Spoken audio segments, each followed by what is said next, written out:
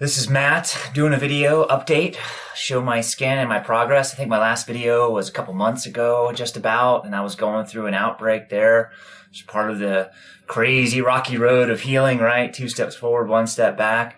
Anyways, I've had a lot of success since then, and those outbreaks themselves have calmed down, so I'm going to show that on my skin. Hopefully the light is good enough in my room here.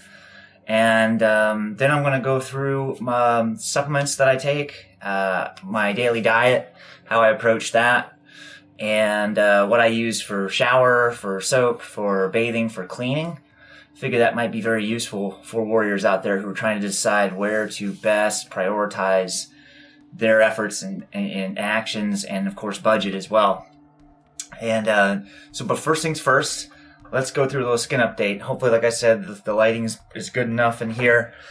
But this is the tummy. This is really doing well. I have to remember that the chest and the shoulders, everything was 100% covered. So this is progress on the chest. Going down on the abdomen, seeing some nice breakage there. There's real white skin there. And around the love handles, try to keep the shadow of the camera out of the way. So you can see the side, back around to the other side. So the amount of dead caking skin has reduced way down. I did a bath this morning, so I'm usually a little more red after baths because I have to get rid of the dead skin, so that makes it red for a while, but then it calms down. The arms are really lightening, much more pink, much less dead skin on these arm plates, especially the upper arm here. You see some white skin trending in, if I can keep the shadow out of the way. And on the inner arm, very nice. On the inner elbow, pretty much clear. Along the arm. Those were spots running all the way down. They're gone. The circular spots are receding. The large plaque areas are still taking a while, but they're really fading. And doing great. On the upper arm. So the back's still doing fantastic. Really clear. Down both butt cheeks are clearing out, and then the legs, which are the most exciting part for clearance. Let's see if we can get a good on the legs. This is where a lot of the acne is, where a lot of the runoff is, or outbreak is. A lot of whitehead pustules. I popped at least 10,000 pimples, and I've shed probably 10,000 pounds of skin. But hey, all for the greater good, right? So this is all calming down, though. This all used to be massive plaque, and as I heal, part of my healing symptoms is part of. Go up to the bed, Soul. That's where she lays. That's her bed, not mine. Let's get this right now. She's the princess of the palace, right? You're the princess. Who's the princess? Yeah, you are. Anyways, this was an outbreak. From the video last couple months. This is now fading off as the major, on my leg, of course, 100% covered from ankle bone to knee bone. As that clears and heals, the body is just dealing with exhaust and runoff up the leg. Is the ACL reconstruction surgery in the left knee, as many know. And that, of course, was a surgery and then eventually subsequently got infected deep in the bone. And then psoriasis after that, and it continued to get worse as that infection proliferated more and more. So now I know I'm beating it back, and the leg is responding. And it's just really nice, some really actual skin coming in. There's some red holes where the body pumps stuff out, but it's just much better, mucho mejor. The knee is where the surgery obviously was, the ACL is, so that is good to see that kind of clearance in the left knee. And of course, symmetrically speaking, the right knee is kind of the same way, healing on the same pace.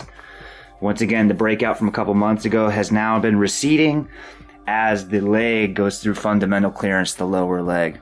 Yeah, so you can see there where the leg, like I said, this used to be all massive plaque. The back of the legs are doing great. They all used to be massive plaque. You can see the residual, what's left of that plaque. But the back leg, you can see some pimples popping up from the lower leg. But then the lower leg is doing very well. Upper back leg doing very well. Residual of where it was before. here. It's just about gone now. But mostly the upper quad and hamstring areas are doing fantastic. Now the lower leg is getting there. Let's go down the lower leg a little bit. Face is doing good. It came back a little bit on the nose and the forehead, but as it does that, this is the other ground zero for me, is the root canal that I had removed 4 years ago, but I had the root canals 15 years right before psoriasis. So that is now where the jaw will be. The jaw is an acute epicenter, as I call it. It's just a ground zero. It's a part where the infection is more concentrated, deeper in the bone and the mouth and the teeth and the jaw and then the knee and the reconstruction. The ears calm down. So overall, it's really systemic clearance, and that's what I'm going for. The body, I've learned and observed this to myself and for thousands of others, the body goes through cycles of symptoms. So symptoms come and they go, and they'll come back and make us really worried that, oh no, psoriasis is getting worse, when actually, in many cases, it's simply that this is symptoms of healing. When the fat cells start to release toxins and the body starts to eliminate the visceral fat around the organs, the liver starts to clear itself out, the gallbladder starts to loosen, then you're going to have a lot of toxins being dumped from the cells into the bloodstream. We'll talk a lot about how to properly eliminate those toxins as they come out, how to prepare the body for that elimination process, which is a great place to start. The more I go, the more experience I get as far as the sequence of things, how to optimize results for each person so that they don't have to go through the years of trial and error that I've gone through and many others have gone through, kind of paving the road there. But it's certainly about getting the body prepared to eliminate and getting its elimination pathways open, making sure it's filtering well, making sure we get the kidneys pumped up so that when we do start going into the deeper cell work and it starts dumping a lot of this toxin, pathogenic tissue, that the body is in a sense where it can dump it out and get rid of it. Let's go over supplements that I'm taking. I don't take a lot of supplements anymore. I used to spend thousands on them and take thousands of capsules trying to figure out these different silver bullet protocols. But as always, I rely on food, nutritious, whole, nutrient-dense fruits and vegetables, wild foods and herbs as the priority of my diet. Not my whole diet, but the priority of what I eat calorie-wise every day to get a lot of vitamins and minerals and nutrients. Now, I know soil is depleted and it's harder to get nutrients from plant foods, even organics. I'm with all that. Still, there are nutrients in organics, and you are getting a lot of benefit from that, especially the fruits that are bringing in a lot of those antioxidants, a lot of high fiber, a lot of glucose and mineral salts that the body runs on. But let's go over supplements, then I'll talk about diet. This is a liquid zinc sulfate, and I feel that I need this because the body depletes zinc when it's in an autoimmune condition state or a chronic inflammatory state, however you want to refer to it. Regardless, when you're fighting against infections, you deplete zinc very quickly. The immune system really needs it. Really tough to find in food. Zinc's a mineral. It's tough to find in food, so I do supplement with liquid zinc. And I will put this in with my water. I use an ACV glass bottle for my water. I'm moving away from plastics in general. So I've stopped using the Nalgene plastic water bottle. I am moving away from plastic Tupperware into glass Tupperware. I want less plastic in my life. I want no plastic in my life, honestly. And so I put some zinc, about 2 squirts, a full vial total, in with 32 ounces of water. And I'm drinking on this all day. I'll only repeat this once a day, not every time I fill my water bottle, because I drink about 3 of these every 24 hours. For 1 liter, I do that. Probiotics, as you know, these are the most incredible medicine. They have saved my life, changed my life, improved every aspect of my life. And I know now with these as part of my regimen that I'll never have to deal with the circularity or the ways psoriasis can come and go in my life. I want it out of my life. And these probiotics, these organisms are resilient.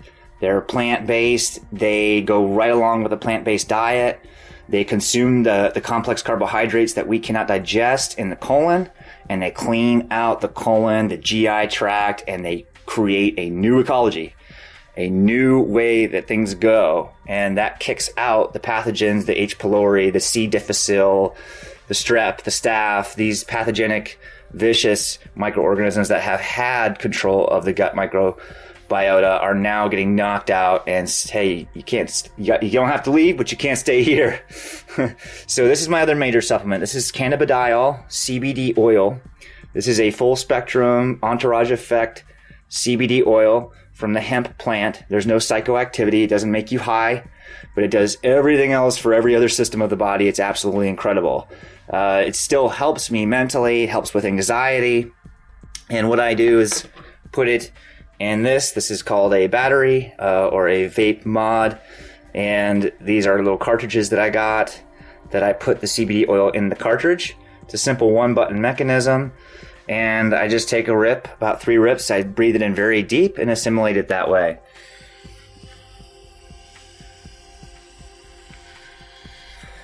Breathe it in deep, take a deep breath. And a little bit of vapor comes out. There's no added ingredients. It's in mostly all vegetable glycerin. No additives, no polyphenol glycol. And this has been fundamentally, systemically, number 2 behind the probiotics, which are by far number 1. So number 1, probiotics. Number 2, the cannabidiol. I like to vape it, nebulize it into a vapor and breathe it in. You can get a sublingual type that you put under the tongue. You can swallow it. You can take capsules. There's many different great high quality CBDs. Toxic CBD you go with, because they are not all made alike, and the isolates are very popular, and isolates are no good. You need the full spectrum. You need the other terpenes and phytochemicals in that CBD. I take magnesium. Can never get enough magnesium. Another one that's really hard to get in food. Soft tissue uses magnesium for so many things, everything. And when you don't have magnesium, the body tries to use calcium and brings calcium into the soft tissue. That calcifies the soft tissue and hardens tissue, and it makes it a problem. Not only that, but when your body strips calcium from the bones to use it in the soft tissue, you no longer have that calcium in your bones, which leads to porous bones and osteotype symptoms. And many people who have bone problems are told to go start eating calcium, when really what they need is magnesium, because the soft tissue of the body is what's struggling. The bones will die last. The body can use the bones until we're nothing but bone. We don't want to be nothing but bone. We want to live alive and healthy now. Magnesium is needed for all the soft tissue. This is magnesium in glycinate form, and this is from Pure Encapsulations. The only one of maybe 3 manufacturers I buy supplements from, especially capsules. Pure Encapsulations is number 1. If you're doing vitamin D or any of that other stuff, go with Pure Encapsulations. As far as food supplementation, I basically look at it as food supplementation. ACV with the mother as my salad dressing. I eat a salad every day. Leafy greens with wild blueberries, radishes, sulfur-rich vegetables, cucumber, anything I got in the fridge. I cut up and make a salad every day. Shake this up. Get that mother involved, those microorganisms. Plop some of that on your salad, along with some cold-pressed extra virgin olive oil in a dark green glass bottle. Very important. Store that out of the light in a dark cabinet at room temperature, but out of the light for the most part to keep it from oxidizing too quickly. Next goes on all my food. On my salads is turmeric. That's a ground turmeric. Just pepper it onto salads, put it on soups, put it in guacamole. Do it that way. This is Atlantic Dulce. These are Atlantic sea vegetable flakes, rich in iodine, selenium, and zinc. Synergistically working together. Have to have some seaweed in the diet. We need to get iodine this way. And I went through iodine protocols where I spent thousands of dollars and hours and time trying to pump in iodine in its liquid form from Lugol's iodine and all that. Too much. Body doesn't know how to handle that. Body wants to work with food. And these are the Italian seasonings. This is comprised of your oregano. I don't know how to pronounce that one. Marjoram. Got some thyme, rosemary, basil, sage. So the aromatic Italian herbs, strong against pathogens. Most of us are dealing, I will throw it out there, everybody is dealing with some sort of pathogenic issue. These aromatic herbs knock them down, especially in the gut. They kill them on contact. Negatively charged. They don't hurt microorganisms from probiotics because they're both negatively charged. And these plant and soil-based probiotics, they eat and consume plants in the wild. That's what they do inside of us, the same thing they do outside. This is a Celtic sea salt. Gotta have salt.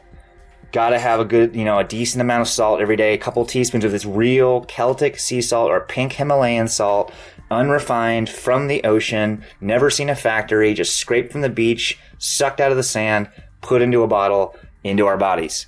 This goes along with drinking lots of water. And I know my number one thing is drinking lots of water, but the salt is essential in helping the body utilize water, helping cells open and close when they're eliminating toxins. Magnesium does that as well, because magnesium is simply a salt, a sea salt.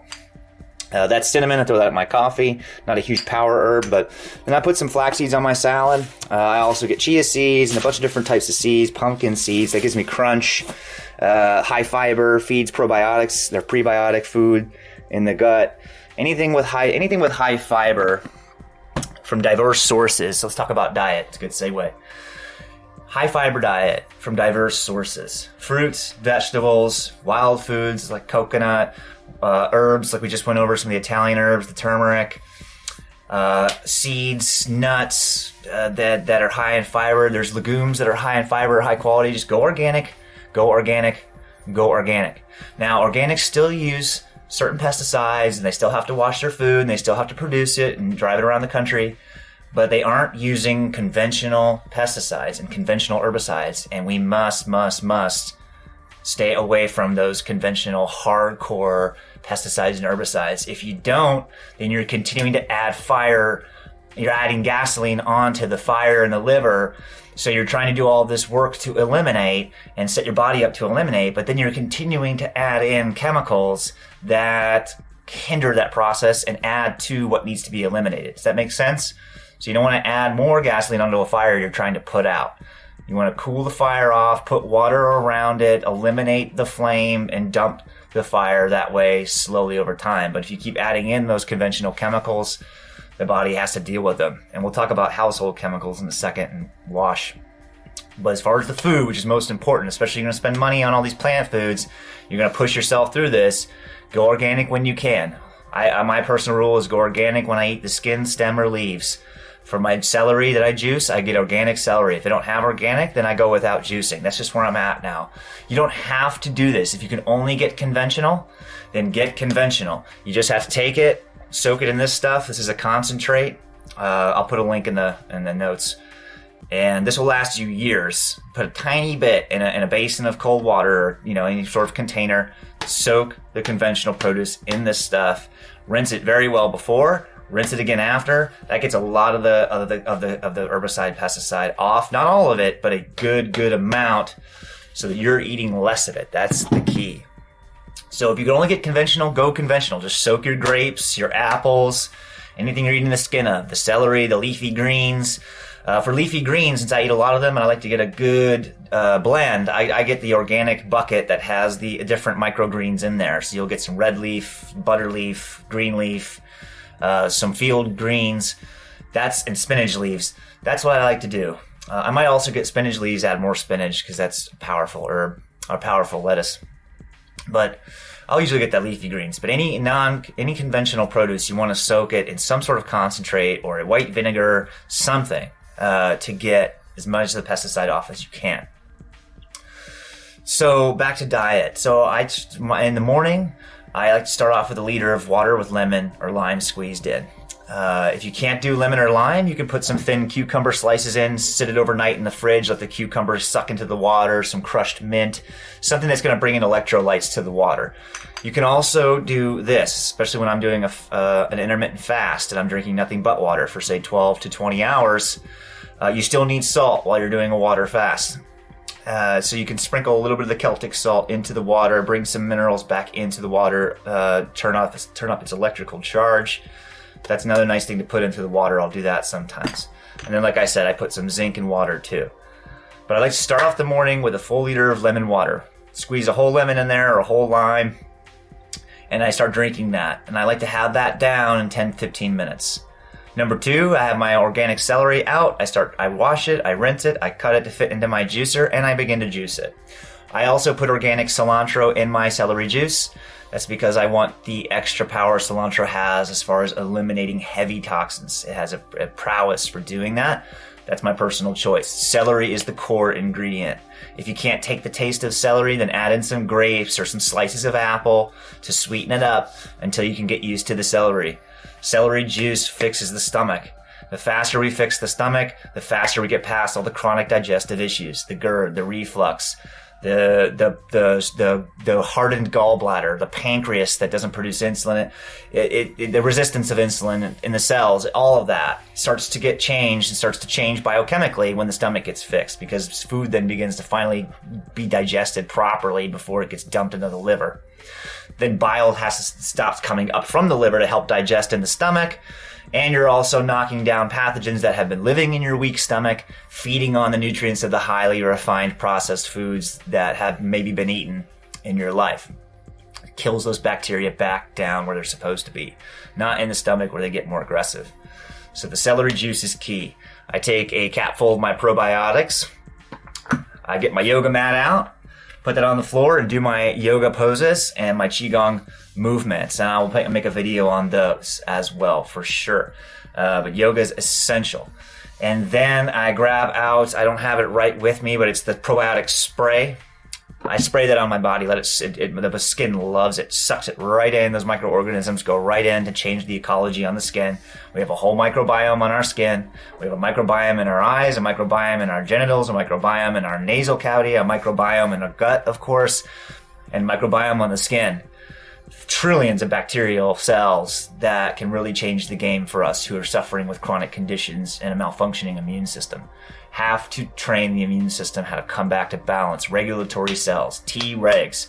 These probiotic organisms, as a normal metabolic process of them digesting plant matter that we don't digest, they give off short-chain fatty acids as a byproduct. They poop out short-chain fatty acids in our colon, which are absorbed through the colon cells and directly affect the regulatory function of our white blood cells, of our immune system. Huge, huge deal. Zinc is like building blocks. Probiotics are like the builders, the contractors. Magnesium is all the building materials you need. And the CBD oil keeps morale balanced and calm, keeps you calm, keeps anxiety down. Our body has an entire system called an endocannabinoid system that's evolved in it. Why does it have an entire system that utilizes cannabinoids? I don't know the answer to that. Maybe God does. But what I do know is that when I take things that are systemically activating healing systems in the body, that's what I'm going for. I don't like to take isolated supplements for specific things. I like to take a few supplements that help the systems work together and invigorate the body, calm the mind, get you in a parasympathetic mode as much as possible, right? Get your parasympathetic mode and your sympathetic mode. Sympathetic is fight or flight, anxiety high, gotta work, gotta live, gotta provide, gotta do this, gotta do that. We gotta come out of that mode. Parasympathetic mode is the relax, regenerate, recoup mode. That's deep breathing. That's yoga. That's cooling, anti-inflammatory foods. Those are supplements that give the body the building blocks to heal and repair. Quiet time. Your me time is so important. A little meditation, a little breathing, just deep breaths. Pick your favorite number. What's your favorite number? Mine's 24. My other favorite number is 7. My other favorite number is 12. 7, 12, 24. So every day, depending on how stressed out I feel, I tell myself, take a time out, take 7 deep breaths. Through the nasal cavity, invigorate the brain right through the nasal cavity. Fill up the diaphragm. Release through the mouth and through the nasal cavities until you feel a suction in your gut. That suction pulls acid, pulls toxins out of the gut. When you breathe in, guess what? They pump out. They pump out into the stool and they pump out into the urinary stream. 7 deep breaths, 12 deep breaths. If I feel like I need 24 deep breaths, then I go 24. That's how I break it down. Those are my numbers. My favorite numbers is how I do things. Hey, look, take time out. 7-second time out, 12-second time out, 24-second time out. Bring your body into that parasympathetic mode. Take it out of fight or flight. We have to come out of the constant fight or flight. If we don't, our adrenals will never balance out. Our cortisol levels will never balance out. Our adrenaline will be pumping too hard, which is corrosive on the liver, which, just like herbicides and pesticides, that's counterintuitive to the practice where we have in place. So you just can't do that. If you were going to go practice a sport and you tied a large weight to your hips, it would bog you down. These are anchors. We can't anchor our progress.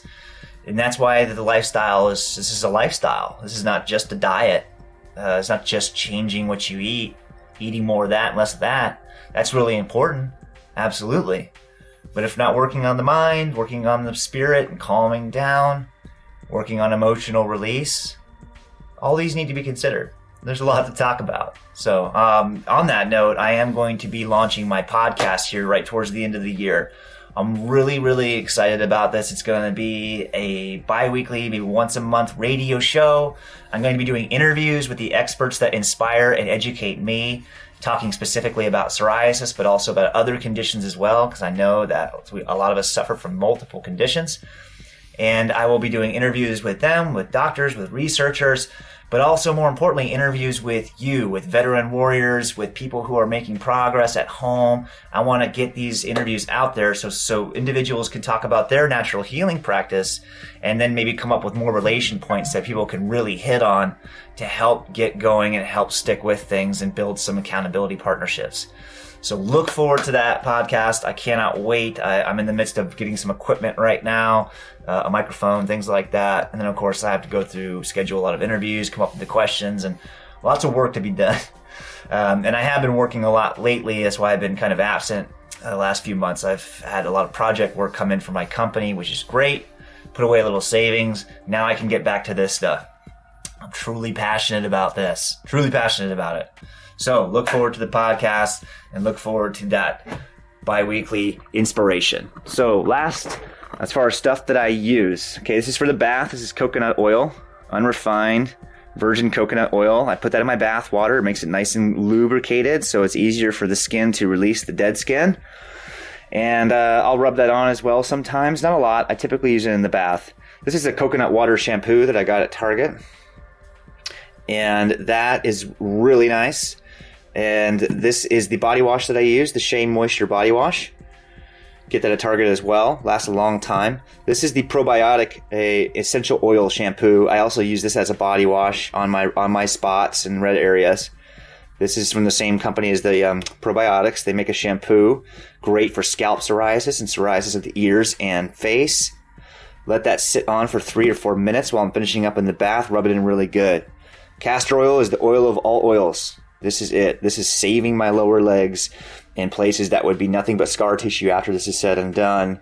I put a lot of castor oil on, then I wrap in plastic wrap, and I soften my legs for hours before I get in the bath. Overnight, basically. I get in the bath, and then the dead skin comes right off, and my legs feel very smooth, very good. This is the concentrated cleaner I already talked about. So I soak my veggies in that. And I also make a cleaner with it. So this used to be Myers, but I filled this back up with a little bit of that, some filtered water, and then some drops of essential oils. It makes it very delightful. It smells very nice cleaner, smells nice, and you could spray it all over your body. You could spray it in your mouth.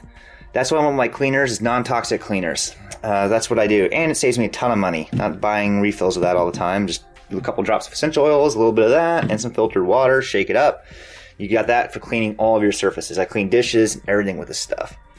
So that's about it. That's my little healing center. Works really good.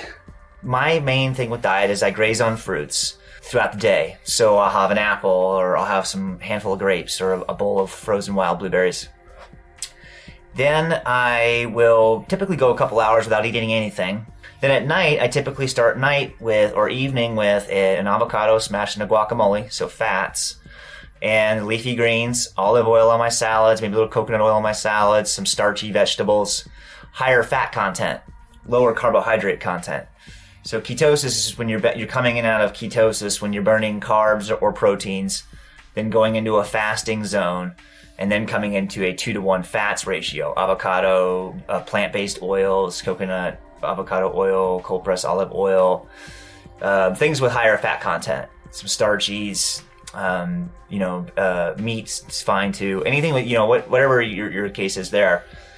But the strategy is such that if you can go through a little bit of an intermittent fasting zone, which is what I've been doing kind of my whole run, now that I realize this is another way of moving in and out of ketosis, the intermittent fast, which just simply means no food for, a certain amount of hours, intermittent, right? So, I mean, I'll be done eating some around dinners. I try to not eat any more food after 7 to 8. And I'll go in through my routine the next day. Celery juicing is part of my liquid fasting. I'm drinking lemon water. That's on the fat. That's the fast. It's part of the fast for me. It's liquids.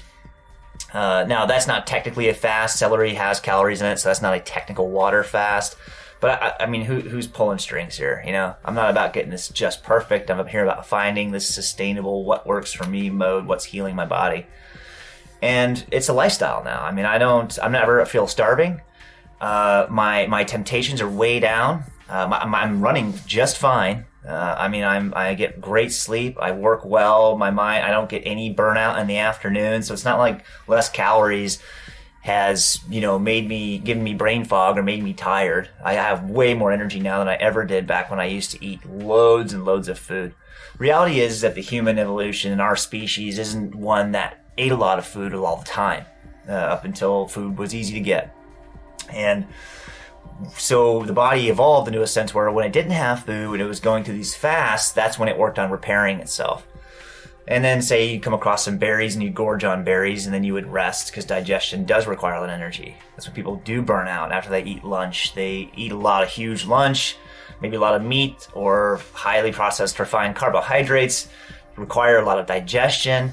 And then you burn out in the afternoon because your body's trying to digest when you're trying to spend that energy on your brain and working and whatever you may be doing. So that's kind of my strategy, is just to graze on fruits, which has changed my life. It's absolutely incredible. Then in the evening, some guacamole, some healthy fats, some plant-based fats. If you want to have some meat, have some meat. Just once again, your sourcing is everything. Get some quality meat. Make sure the animal had a decent life, hopefully. Same goes for any meats that you get. Just make sure that it's quality meat from an animal that maybe had a life. I'm gonna try to get done by eating by 8, and then the next day I won't start having a piece of fruit. I just had my first apple today. It's afternoon. It's 1 o'clock. So from 8 p.m. to 1 p.m. I have done an intermittent fast. Not a huge deal. It's not like I'm doing multi-day fasts. Now, it can go longer as long as you're drinking lemon water or some kind of pure water, and you can continue to fast if you feel good. I've gone 2-3 days and then come back with juicing for a day. The key with caloric restriction in ketosis is the coming in and out, keeping calories low, keeping the body in that parasympathetic mode, keeping it in an optimal healing place. So, on diet, you can go to phwarrior.com/foods.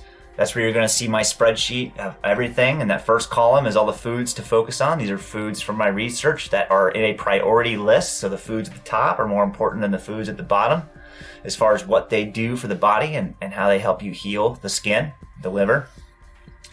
The next column is things to avoid. So I mentioned the pesticides, the herbicides, avoid radiation whenever you possibly can. I mean, we're breathing in plenty of radiation anyways.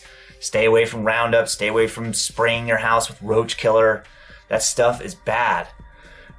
So you'll see my list of things to avoid isn't just less fried food, less junk food. There's things in there you might not have thought of that are very important to try and minimize in your life that aren't just junk food. There's a lot of other junk in the environment that the body's constantly having to try and deal with. Remember, we want to lower that toxic load. If you're doing all this work to eliminate the toxins that are already in the body causing problems, you don't want to add in more environmental toxins. So stay away from things that are adverse on the liver. So that's column B, and then you'll see the foods I tell you to avoid as well. Then there's a column of supplements, which I already went through here. You'll see all of the supplements, the probiotics and so forth. You can go to phwarrior.com/probiotics, which will take you directly to the company's website. There's lots of really cool reviews from other people who are using them on there.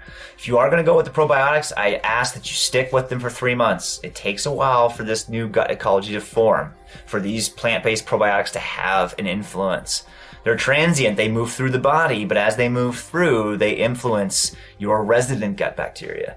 And they knock down the pathogenic bacteria, the viruses. That gets knocked down.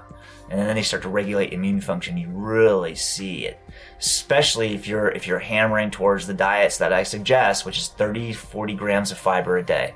It's not exactly easy, but it's doable. Big leafy green salad at night, guacamole as an appetizer, munching down fruits all day, papaya, banana, loads of fiber in those plant foods. Loads. Coconut on your salad, coconut oil, flakes.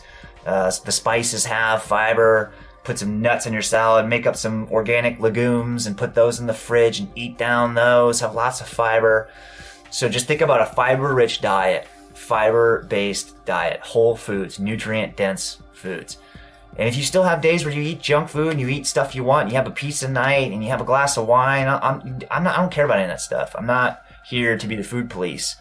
What I'm telling you is that you have to start building in fiber-rich foods and nutrient-dense or natural organic foods, whenever possible organic, to give the body the tools and resources it needs and that the trillions of bacterial cells need that are working for us and with us to change the immune system completely, the entire nature of the immune system when it's gotten down this pit of over-inflammatory, bring it back out, stoke and reduce and cool the fire. So that's the main deal with diet is fiber rich. Other than that, I'm going to be on a trip next week, but starting November 1st and onward, I'm planning on spending a lot more time in my group, on my YouTube channel. Like I said, the podcast, look out for that. The Healing Heroes podcast. I can't wait. That's going to be exciting. You can listen to it while you work out. You can listen to it while you're doing your parasympathetic breathing in a cold room. And while you're taking a bath, while you're doing anything, just put on the podcast when it starts coming out and just get loads of inspiration, information, but most importantly, action items. This is what you need to do. 1, 2, 3. You can listen to me bark at you through the camera all day, but you got to walk the dog. Okay? You got to get out there and walk. Literally and figuratively. You need some exercise right now and your dog's nipping at your leg, go walk the dog. Get some sun on your skin. I know if it's cold, it's getting cold right now. Go next to a window where the sun's shining through the window inside and sit there with that sun on your skin inside through the window. Get the sun through the skin. That's where the vitamin D processing is happening. You can eat vitamin D too, and that certainly helps. Absolutely helps. But it is not even close to being a comparison to morning and evening sunlight on the skin. Little doses, not a big deal. All right, that's about all I have for right now. Much love, mad respect, more healing. Let me see your warrior sign. I'm here for you. I hope this video helps, and please ask me any questions. I'll be there for you. Much love, mad respect, more healing.